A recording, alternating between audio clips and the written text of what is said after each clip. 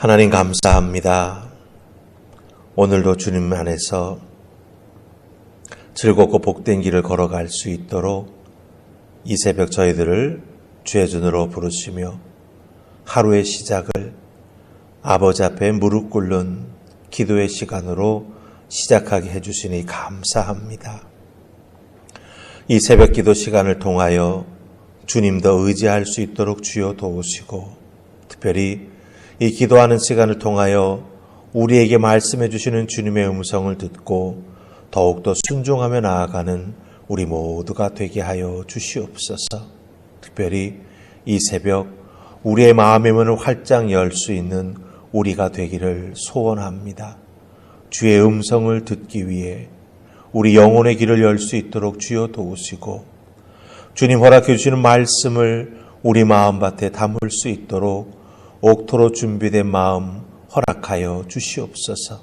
그리하여 이 새벽 전심으로 주님 앞에 나아갈 수 있도록 주여 도우시고, 특별히 정결하고 거룩한 자로 우리 주님 앞에 나아갈 수 있도록 은혜를 더하여 주시옵소서. 주님, 감히 입술을 열어 고백합니다. 은혜 아니면 저희들은 한순간도 살 수 없음을, 저희들의 힘으로 설 수 없음을 고백합니다.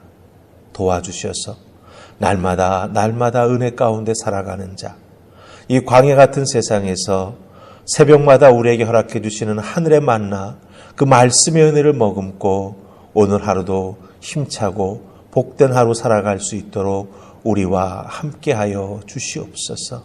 특별히 은혜를 더욱더 사모하기에 우리의 입술을 크게 열어 아버지 앞에 기도하며 나아갑니다. 주여 도와주시옵소서. 간구하는 기도의 제목마다 응답하여 주시옵소서.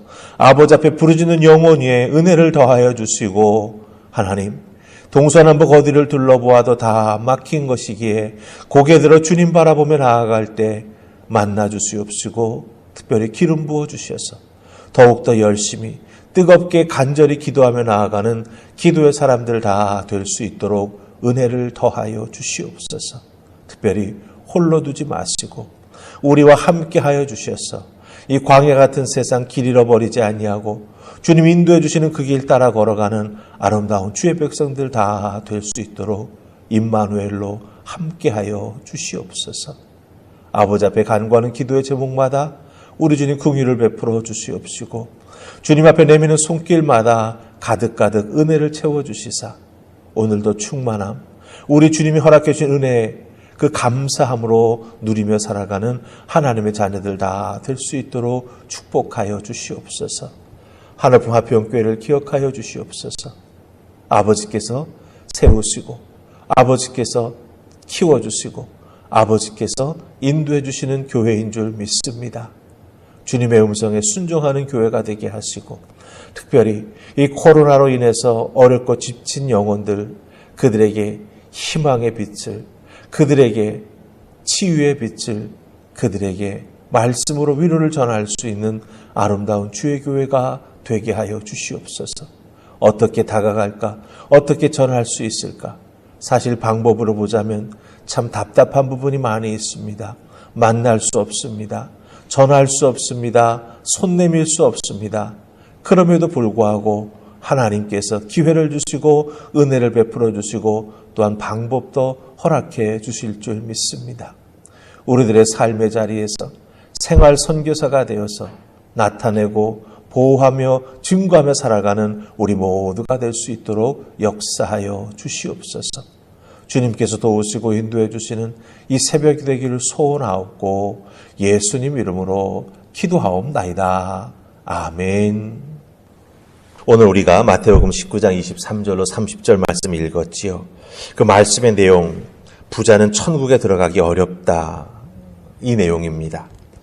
쉽게 믿어지지 않는 내용이지요. 또한 우리가 신앙생활에 나아가면서 하나님이 기뻐하실 수 있는 신앙생활 열심히 잘해서 축복받는 삶을 살고 싶은 것이 우리의 신앙생활의 소망이기도 합니다. 특별히 축복을 받는다라고 할 때 우리는 물질의 축복도 많이 생각하고 있는 게 사실이죠. 부자가 되는 것, 근데 부자는 천국에 들어가기 어렵다. 이렇게 예수님 말씀하십니다. 그러니까 이 말씀이 갑자기 툭 튀어나온 게 아님을 우리가 말씀 속에서 알아야 됩니다. 우리가 어제 살펴보았죠. 예수님을 찾아 나온 부자 청년이 있었습니다. 그런데 그 부자 청년은 예수님과 만나서 영생에 대해서 대화를 한 다음에 근심하여 떠났습니다.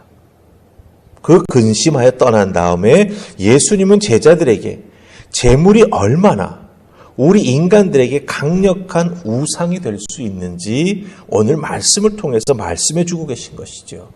또한 마태복음 6장에 보면은 우리의 보물이 있는 곳에 우리의 마음이 있다. 이렇게 말씀하시는 예수님의 모습을 보게 됩니다. 우리의 보물이 있는 곳에 우리의 마음도 가 있다라고 하는 것이죠.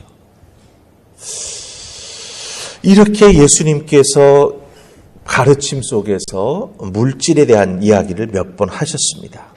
그런데 오늘 말씀 우리가 좀 깊이 생각해 보아야 될 부분이 있다라고 하는 것이죠. 그래야 우리 믿음 생활 그리고 하나님 앞에 복 받는다라고 하는 것에 대한 성경적인 이해를 우리가 하게 된다라고 하는 것입니다. 자, 그렇다고 한다면 우리 오늘 말씀 중에서 먼저 24절, 25절 말씀을 보십시다.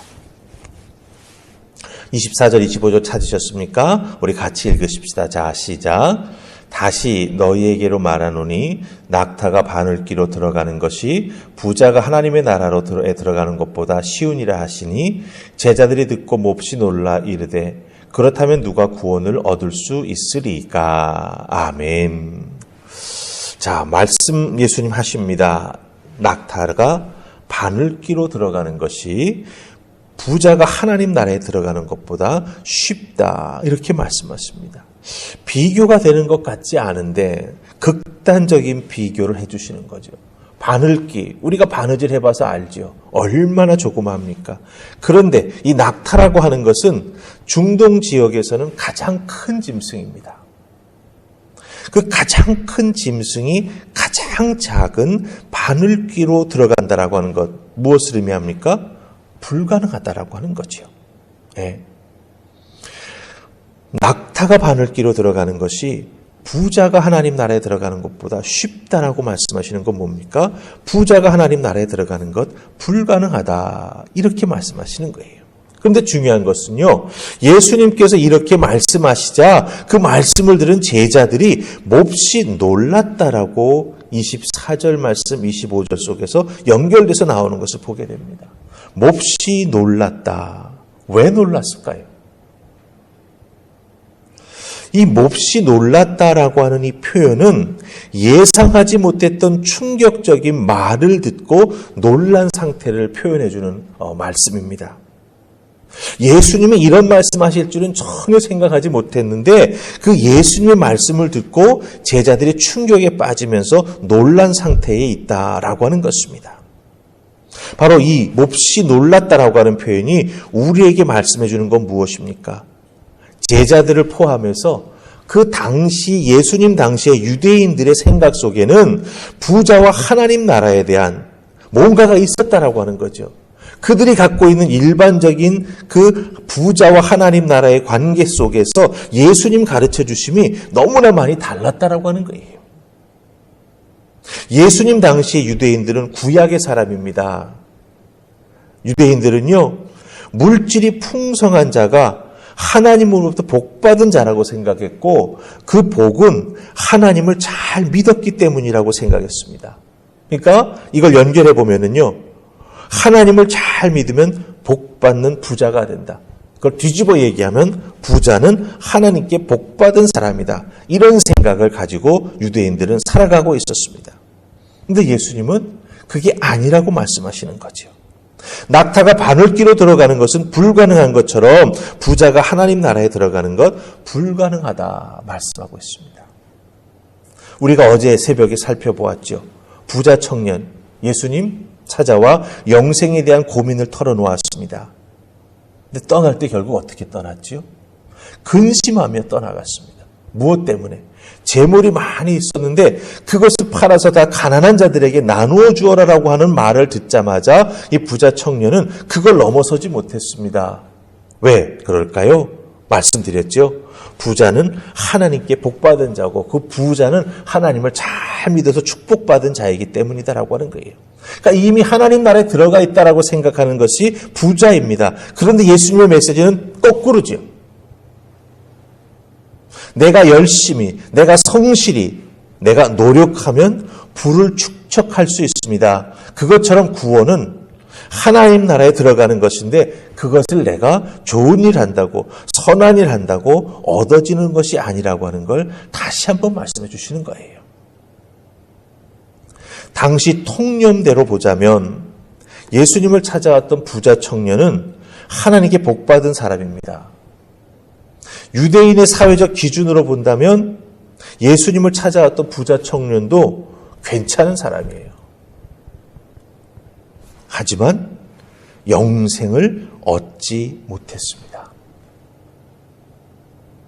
우리에게도 은영 중에 이 정도 수준의 사람이라면 구원받을 자격이 있다라고 하는 그 나름대로의 기준이 있어요.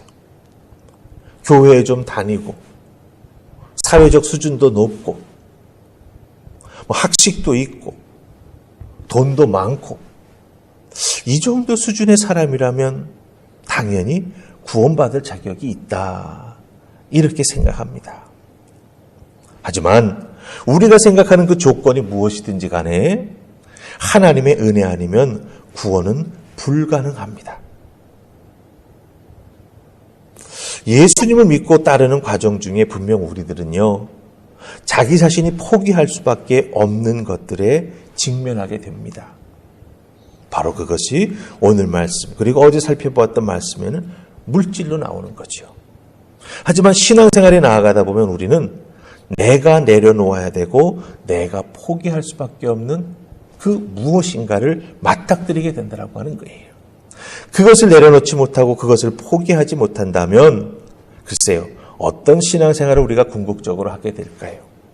우리가 깊이 생각해 보아야 한다라고 하는 것입니다.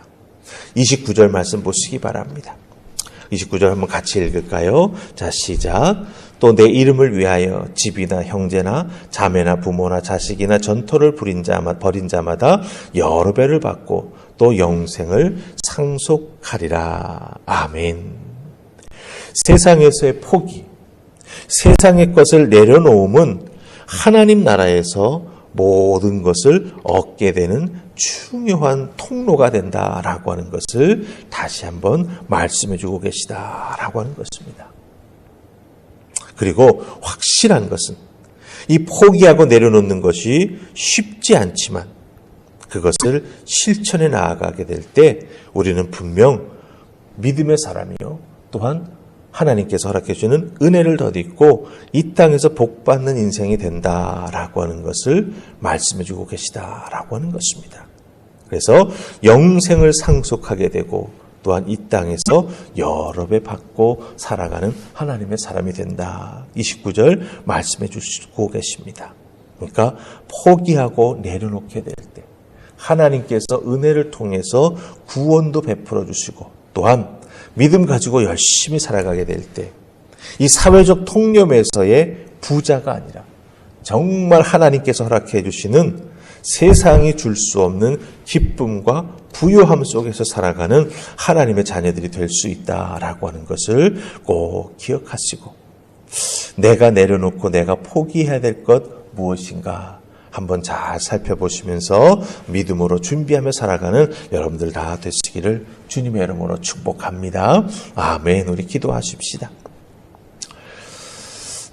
주님, 때로는 주님의 말씀은 우리를 몹시 놀라게 합니다. 신앙생활하면서 하나님의 은혜와 하나님의 축복받기를 원하는 것이 우리들의 인지상정이기도 합니다.